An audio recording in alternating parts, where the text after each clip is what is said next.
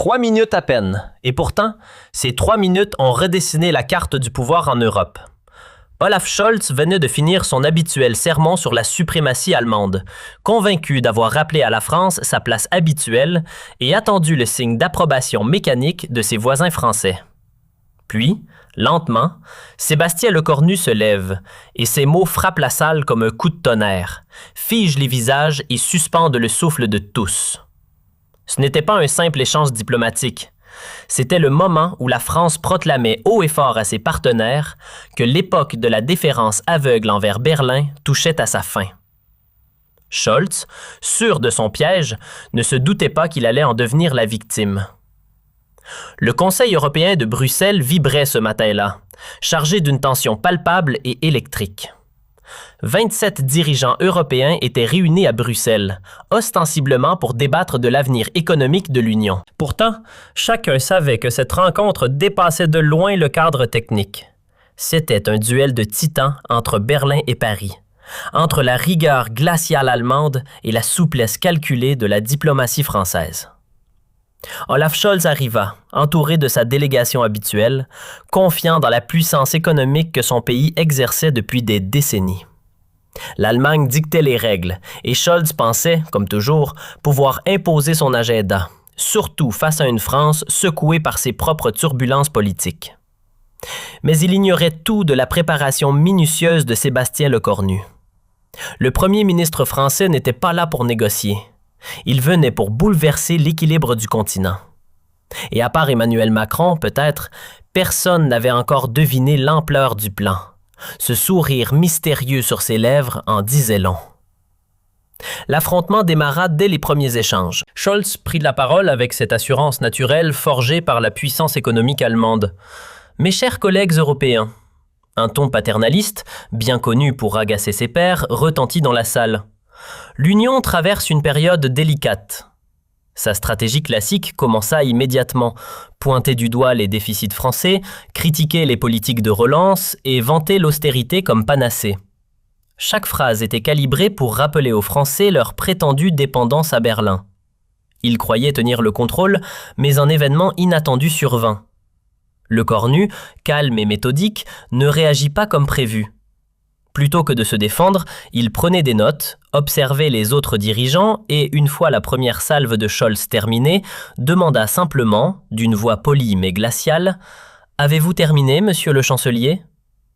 Un ton respectueux à la surface, mais suffisant pour troubler l'assurance du chancelier allemand. « Permettez-moi de répondre à vos propos », annonce le premier ministre français en se levant avec une lenteur mesurée, et dès cet instant, l'atmosphère se tend, comme suspendue à ces mots. Pendant les 3 minutes qui suivent, le Conseil européen retient son souffle.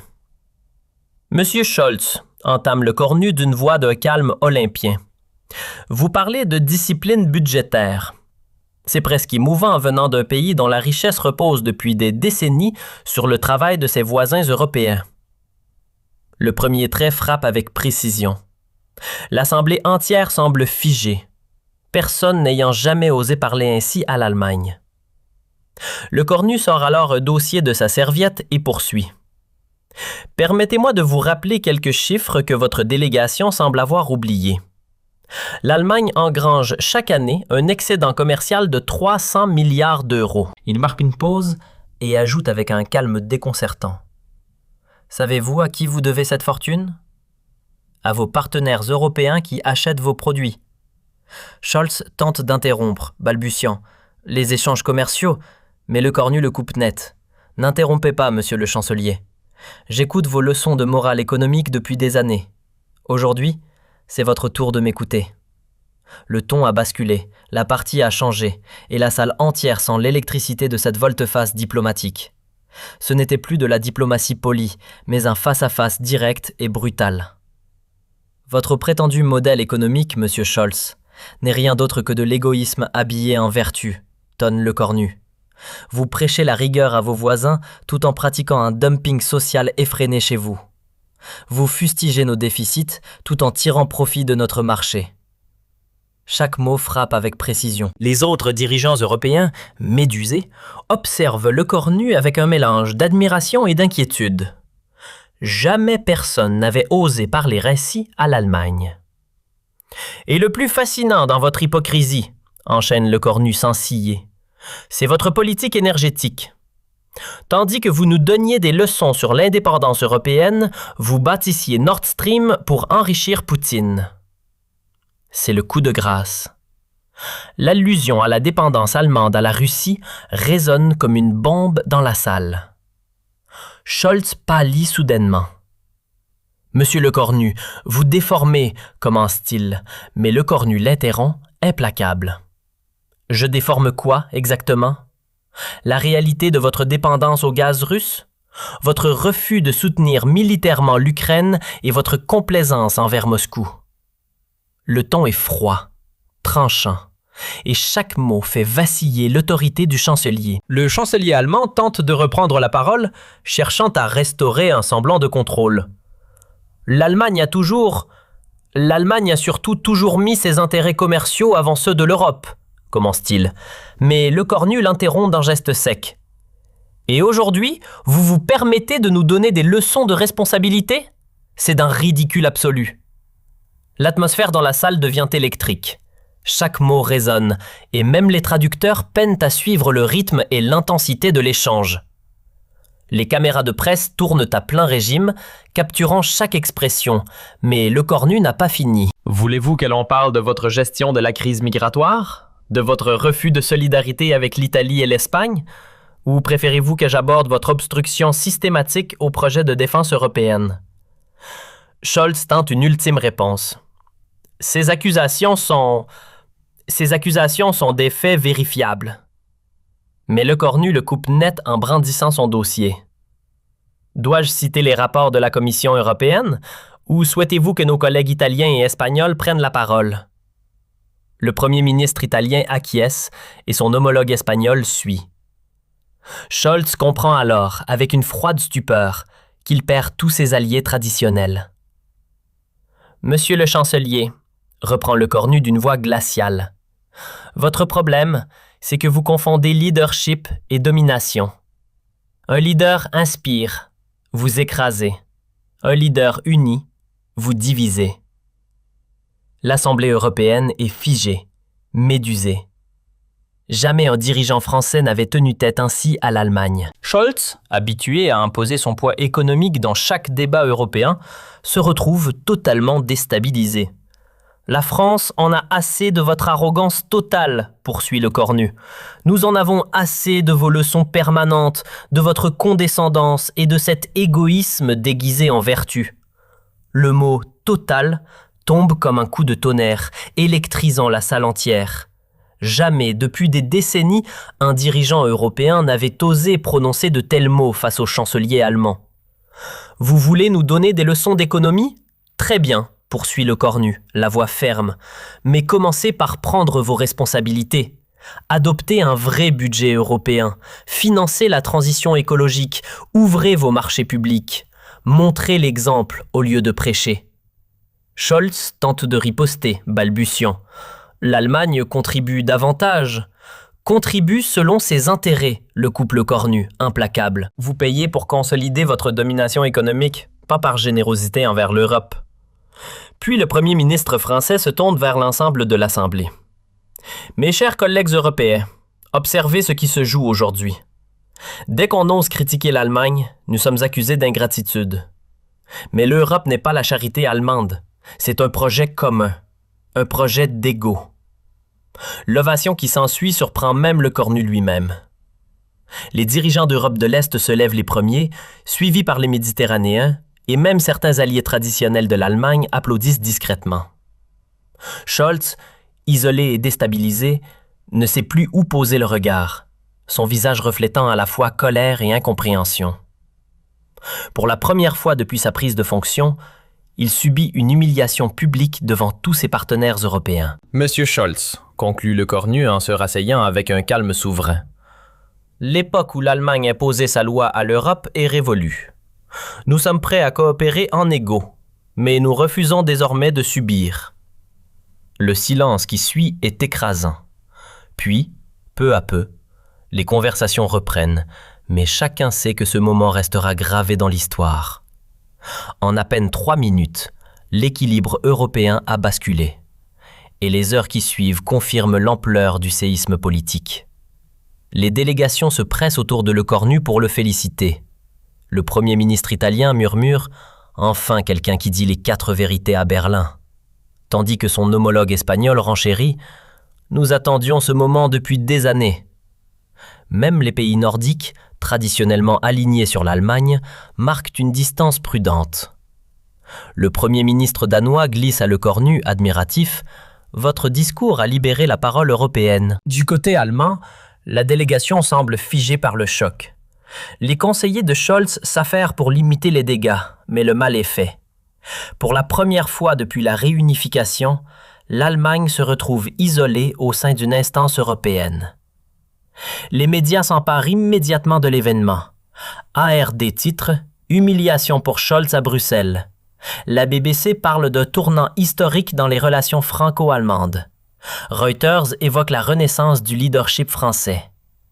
Selon Ron, peut-être l'analyse la plus juste, Lecornu vient tout simplement de redéfinir l'équilibre européen. Sur les réseaux sociaux, l'explosion est instantanée. Le hashtag Lecornu contre Scholz devient viral dans toute l'Europe. Les extraits vidéo de la confrontation sont visionnés des millions de fois et les commentaires affluent de partout. Enfin quelqu'un qui tient tête à l'Allemagne. Lecornu, nouveau leader européen. Scholz humilié par la France. Dans les chancelleries européennes, une effervescence sans précédent règne. Rome, Madrid, Varsovie, toutes saluent l'audace française. Lecornu a dit tout haut ce que nous pensions tout bas, confie un diplomate italien, tandis qu'à Berlin, c'est la consternation totale. L'entourage de Scholz peine à comprendre l'ampleur de la manœuvre. Comment le premier ministre français a-t-il pu orchestrer une attaque si méthodique? D'où provenait ce dossier qu'il agitait avec tant d'assurance? Les services de renseignement allemands s'apprêtent à passer des semaines entières à analyser cette débâcle inattendue. À l'Élysée, l'ambiance est diamétralement opposée. Macron, qui avait donné carte blanche à Lecornu, savoure chaque instant de ce triomphe diplomatique. Sébastien était parfait, confie le président à ses conseillers. Il a démontré que la France sait encore surprendre ses partenaires. Les retombées de cette journée dépassent de loin le cadre du sommet. Dans les semaines suivantes, plusieurs initiatives européennes, longtemps bloquées par l'Allemagne, reprennent vie. Le budget européen de la défense, que Berlin avait repoussé pendant des mois, retrouve soudain un second souffle. Et la taxe carbone aux frontières, freinée par Scholz, progresse rapidement sous l'impulsion française. En seulement 3 minutes, Lecornu a accompli ce que des années de négociations n'avaient pas permis. Replacer l'Allemagne à sa juste position sur l'échiquier européen. Ce qui frappe le plus dans cette séquence, c'est la métamorphose totale de son image. Jusqu'alors perçu comme un technocrate discret et effacé, il dévoile soudain une dimension de leader européen que personne n'avait envisagée. Sa capacité à tenir tête aux géants allemands fascine et impressionne tous les observateurs. Les retombées de cette confrontation historique se font sentir immédiatement dans toutes les capitales. À Rome, la première ministre italienne Giorgia Meloni convoque une réunion d'urgence avec ses conseillers et déclare « Nous venons d'assister à un tourment majeur. Lecornu vient de faire ce qu'aucun dirigeant européen n'osait plus, dire ses 4 vérités à Berlin. » Son ministre des Affaires étrangères renchérit. C'est l'occasion de relancer notre propre agenda européen. Si la France ose défier l'Allemagne, nous pouvons faire de même. À Madrid, l'enthousiasme est tout aussi palpable. Pedro Sánchez, soumis depuis des mois aux pressions allemandes sur la politique budgétaire espagnole, voit dans l'intervention de Lecornu une véritable libération. Enfin, quelqu'un a osé montrer que l'empereur était nu, confie-t-il à ses ministres. Scholz nous traitait comme des vassaux. Lecornu vient de lui rappeler que nous sommes des partenaires égaux. Les pays d'Europe de l'Est réagissent avec la même ferveur. À Varsovie, le premier ministre polonais Mateusz Morawiecki jubile. L'arrogance allemande vient de recevoir un coup dont elle ne se relèvera pas. Lecornu a fait en 3 minutes ce que nous essayons de réaliser depuis des années. Remettre Berlin à sa place. Même en Hongrie, Viktor Orban, pourtant aguerri aux affrontements avec Bruxelles, reconnaît l'ampleur de la performance française. Le Cornu a démontré qu'on peut tenir tête à l'Allemagne sans quitter l'Union européenne. C'est une leçon magistrale de politique européenne. À Prague, la réaction atteint un niveau particulièrement marquant. Le premier ministre tchèque, habituellement prudent dans ses rapports avec Berlin, prend son courage à deux mains et critique publiquement la politique allemande pour la première fois. Monsieur Le Cornu a exprimé ce que nous ressentons tous, déclare-t-il lors d'une conférence de presse. L'Allemagne nous considère comme des clients, non comme de véritables partenaires. À Berlin, le choc est monumental. Dans les bureaux de la chancellerie, la consternation est totale. Les conseillers de Scholz peinent à comprendre comment une manœuvre si spectaculaire a pu les prendre au dépourvu. « Nous avons sous-estimé les Français », reconnaît l'un d'eux. Le Cornu était préparé depuis des semaines, peut-être même des mois. Les services de renseignement allemands se mobilisent pour examiner chaque détail de l'intervention française. D'où provenaient ces informations sur les accords commerciaux secrets? Comment Le Cornu connaissait-il les négociations énergétiques dans le moindre détail? Nous faisons face à un adversaire redoutable, conclut le chef des services allemands. Il nous faut réviser complètement notre approche des relations franco-allemandes. Dans les médias allemands, c'est l'émoi général. Der Spiegel titre « L'humiliation de Scholz », Die Zeit évoque la fin de l'hégémonie allemande en Europe, et même Bild, rarement enclin à l'autocritique, admet que Le Cornu a marqué des points. Les éditorialistes allemands sont forcés de reconnaître que leur pays a été surclassé diplomatiquement. « Nous avons été naïfs », écrit l'un d'eux. « Nous pensions que notre poids économique nous donnait tous les droits. Mais Le Cornu vient de nous rappeler que la politique n'est pas qu'une affaire d'économie. » Ce qui frappe le plus Berlin, c'est le revirement inattendu de ses alliés historiques. Les Pays-Bas, habituellement alignés sur les positions allemandes, se détachent soudainement. Et le Premier ministre néerlandais Mark Rutte confie à voix basse « Scholz a dépassé les bornes dans son arrogance. Le Cornu a eu raison de le recadrer. » Même l'Autriche, pourtant liée économiquement à l'Allemagne, exprime ouvertement ses réserves. « Nous ne pouvons plus tolérer que Berlin impose sa loi à toute l'Europe », déclare le chancelier autrichien. Cette défection progressive des partenaires traditionnels plonge la chancellerie dans une profonde inquiétude. Pour la première fois depuis des décennies, l'Allemagne se retrouve isolée sur la scène européenne. L'affaire est immédiatement récupérée par les médias internationaux. La BBC consacre un documentaire à l'humiliation de Scholz par Le Cornu. CNN analyse le nouveau rapport de force franco-allemand et même Fox News, rarement concerné par l'Europe, évoque la gifle française à l'arrogance allemande. Le New York Times publie un éditorial remarqué.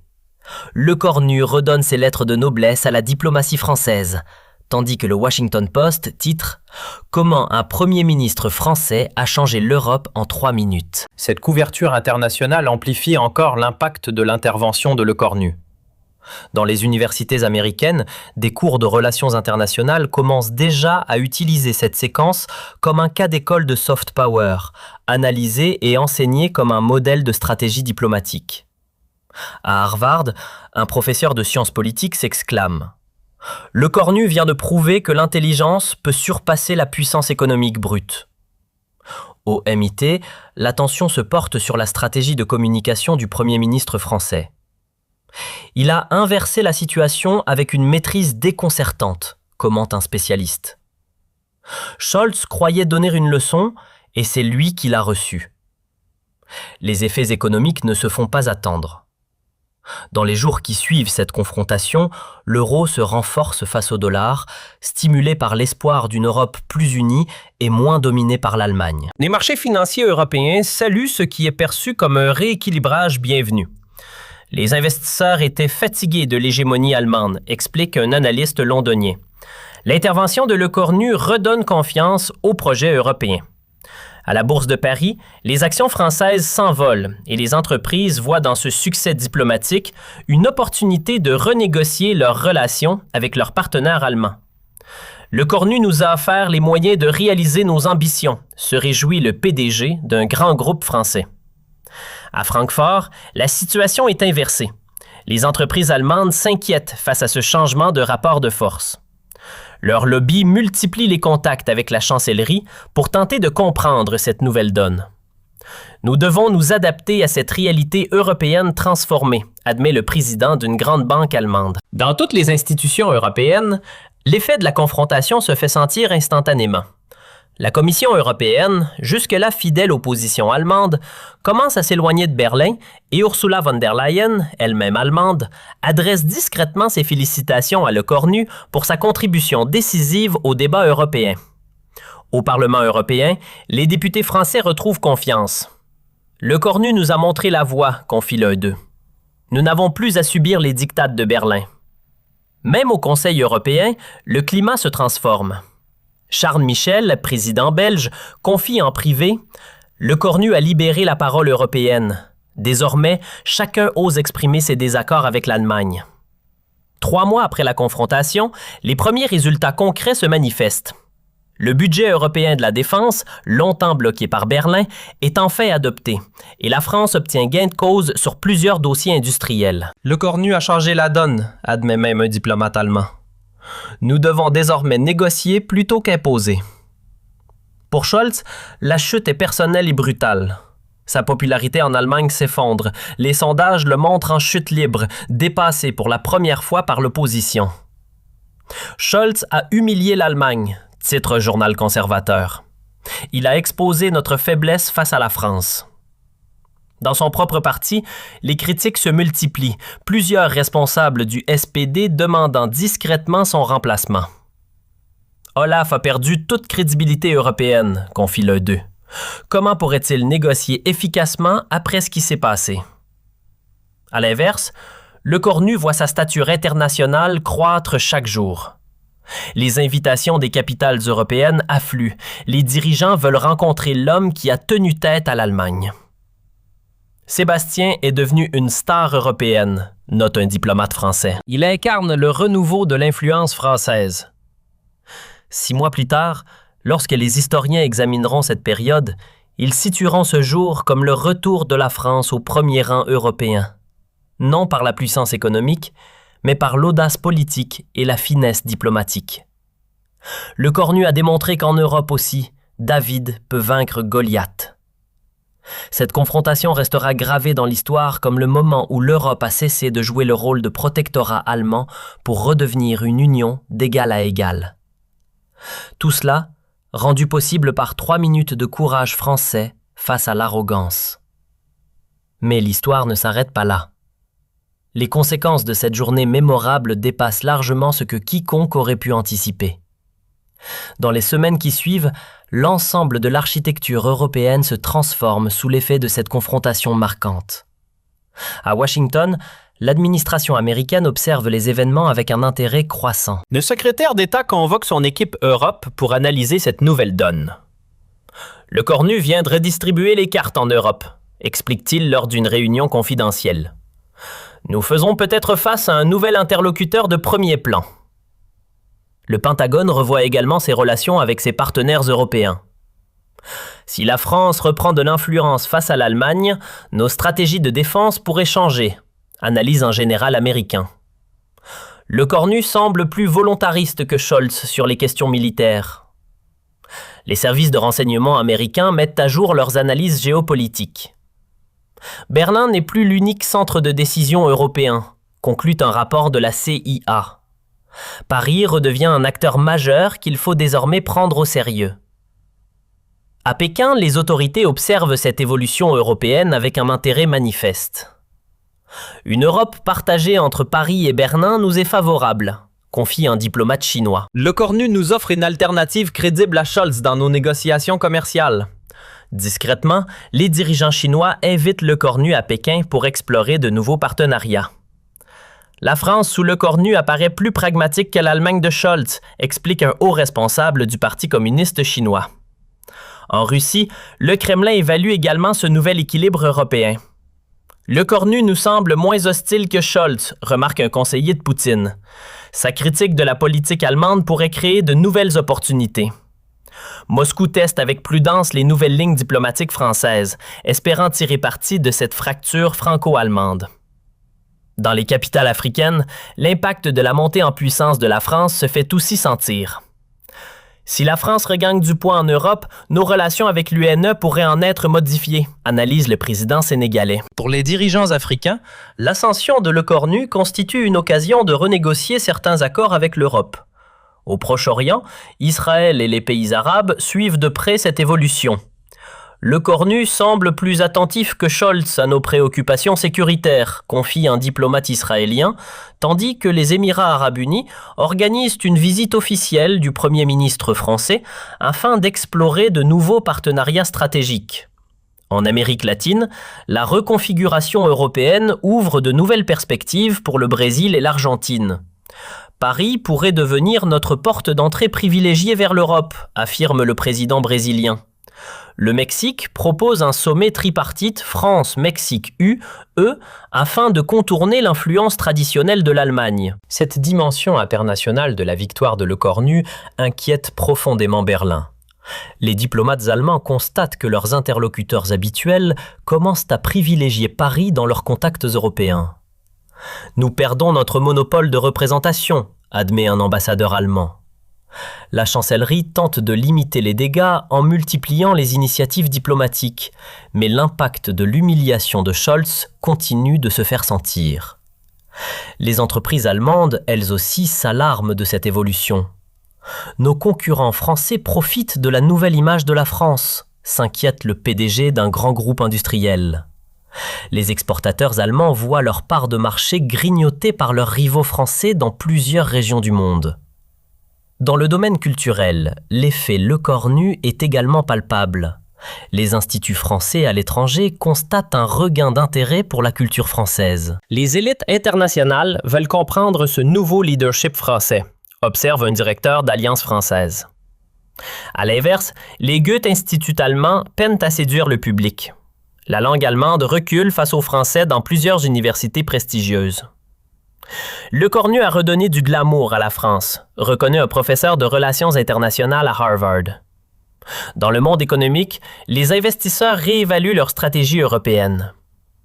La France de l'EUCORNU constitue désormais une alternative crédible à l'Allemagne, explique un gestionnaire de fonds londonien.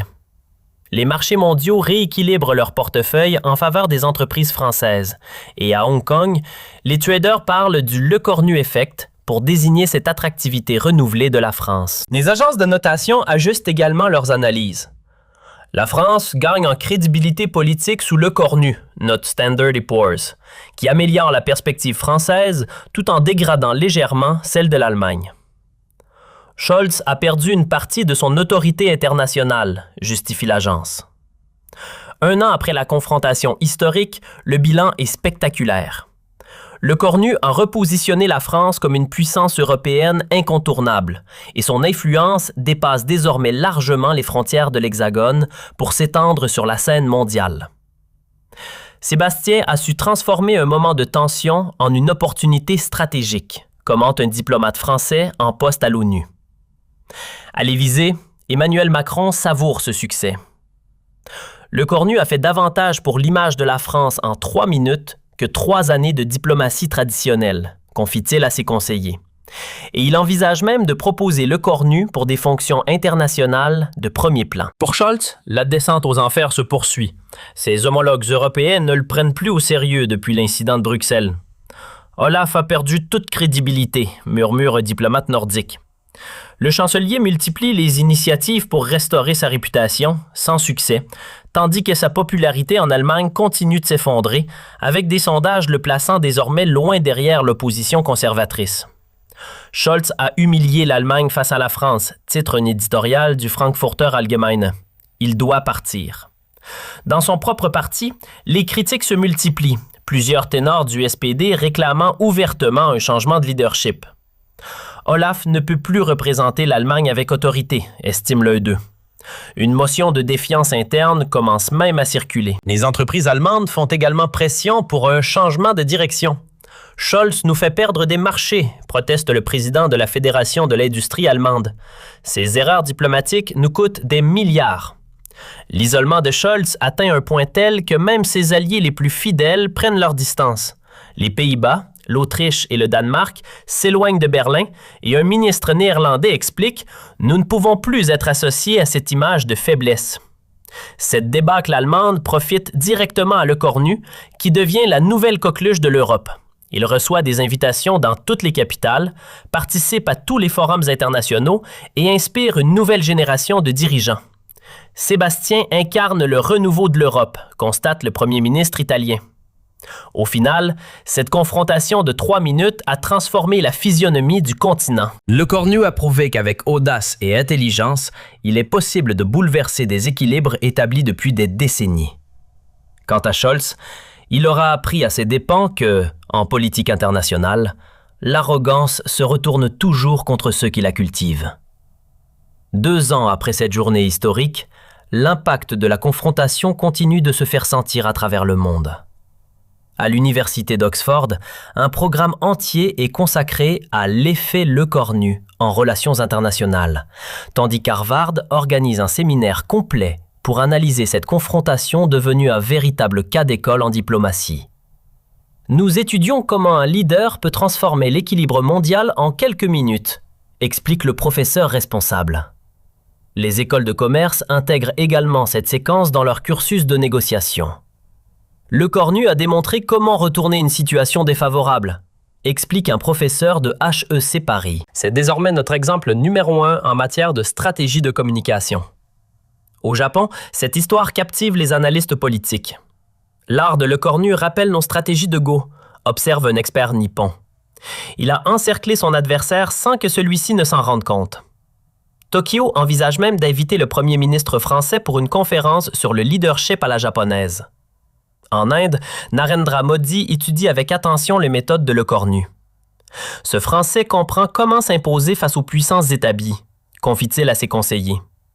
New Delhi organise un sommet Inde-France afin d'explorer cette nouvelle relation privilégiée, contournant délibérément Berlin. L'Australie exprime elle aussi son intérêt pour ce nouveau style de leadership français. Le Cornu nous offre une alternative européenne crédible à l'Allemagne, estime le premier ministre australien. Canberra conclut plusieurs accords de coopération directement avec Paris, délaissant les canaux traditionnels allemands. En Corée du Sud, Séoul perçoit dans l'ascension française une chance de diversifier ses partenariats européens. La France de Le Cornu nous comprend mieux que l'Allemagne de Scholz, observe un ministre sud-coréen. Un partenariat technologique franco-coréen est signé, excluant explicitement toute entreprise allemande. Même en Nouvelle-Zélande, la résonance de la victoire de Le Cornu se fait sentir. Wellington propose une alliance du Pacifique incluant la France, mais laissant l'Allemagne de côté. Le Cornu incarne le dynamisme dont nous avons besoin, justifie le premier ministre néo-zélandais. Dans le monde arabe, les réactions vont également dans le sens de la France. L'Arabie saoudite invite Le Cornu pour négocier une coopération énergétique privilégiée. Riyad préfère traiter avec Paris plutôt qu'avec Berlin, confie un diplomate saoudien. Les Émirats arabes unis vont plus loin encore, proposant un partenariat stratégique franco-émirati qui marginalise volontairement l'Allemagne. Le Cornu saisit parfaitement nos enjeux régionaux, explique un ministre émirati. Le Qatar organise également un forum économique franco-qatarien, écartant ostensiblement les entreprises allemandes. En Afrique subsaharienne, l'impact de Le Cornu se fait sentir de manière exponentielle. Le Ghana propose un accord commercial préférentiel avec la France, tandis que le Kenya invite Le Cornu pour inaugurer de nouveaux projets d'infrastructure. Paris redevient notre partenaire privilégié en Europe, affirme le président kényan. Même l'Afrique du Sud, traditionnellement neutre, s'oriente désormais vers la France. Le Cornu nous inspire confiance, confie Nelson Mandela Bay. Le Botswana et le Rwanda suivent le mouvement en signant des accords bilatéraux avec Paris. Dans les organisations internationales, cette influence française renouvelée est tout aussi tangible. À l'ONU, Le Cornu fédère une coalition de pays émergents autour de propositions françaises. Sébastien rassemble mieux que Scholz, observe un ambassadeur africain. À l'UNESCO, un candidat français est élu à la tête de l'organisation, devançant le favori allemand. Au FMI, l'influence française croît tandis que l'Allemagne voit la sienne décliner. Le leadership de Le Cornu se reflète sur toutes les institutions, analyse un économiste à Washington. La Banque mondiale ajuste ses partenariats européens au bénéfice de Paris et même l'OMC privilégie désormais les initiatives françaises par rapport aux propositions allemandes. Le Cornu a redonné une crédibilité internationale à la France, reconnaît le directeur général de l'OMC. Dans le domaine culturel, l'influence de Le Cornu se manifeste par un intérêt mondial renouvelé pour tout ce qui est français. Aux États-Unis, les cours de français dans les universités affichent complet. Les étudiants veulent comprendre le phénomène Le Cornu, explique un professeur de Columbia. Les écoles de commerce européennes multiplient les interventions de spécialistes français et le français reprend du terrain face à l'allemand dans les cursus internationaux. Le Cornu a rendu le français séduisant, résume un linguiste de Cambridge. Hollywood s'empare de l'histoire, considérant l'affrontement Le Cornu-Scholz comme un thriller politique en puissance. Netflix développe une série consacrée à l'ascension du premier ministre français. Dans la mode, Paris reconquiert son statut de capitale mondiale incontestée. Les créateurs français sont sollicités dans tous les coins du globe. Le Cornu a redonné du prestige à la France, observe un directeur de maison de mode, tandis que Milan et Berlin perdent du terrain face à cette renaissance parisienne. La gastronomie française connaît également un regain d'audience internationale. Les restaurants français s'implantent massivement à l'étranger et l'effet Le Cornu stimule tout ce qui porte la signature française, note un chef étoilé. Les vins français battent des records d'exportation, profitant de cette nouvelle aura culturelle et diplomatique. Dans le domaine sportif, la France attire désormais de nombreux événements internationaux. Paris décroche l'organisation de plusieurs compétitions majeures. Le dynamisme français sous Le Cornu séduit le monde, explique un responsable olympique. Même le Tour de France élargit son rayonnement international, porté par cette renaissance. Pendant ce temps, l'Allemagne poursuit sa chute. Scholz annonce finalement sa démission, incapable de surmonter l'humiliation de Bruxelles. « Je ne peux plus servir efficacement l'Allemagne après ce qui s'est passé », confesse-t-il amèrement. Son successeur aura pour mission de reconstruire l'image allemande en Europe et dans le monde. Le Cornu nous a montré qu'il ne suffit plus d'être riche pour obtenir le respect, admet le nouveau chancelier. Berlin tente de renouer le dialogue avec Paris, mais Le Cornu pose ses conditions. L'Allemagne doit accepter l'égalité européenne, exige-t-il. Les négociations franco-allemandes reprennent sur de nouvelles bases, la France occupant désormais une position de force. 3 ans après cette confrontation historique, le monde a changé. Le Cornu est devenu une personnalité de portée planétaire, invité à tous les sommets et consulté sur tous les dossiers importants. Il a transformé 3 minutes de courage en influence mondiale, résume un historien.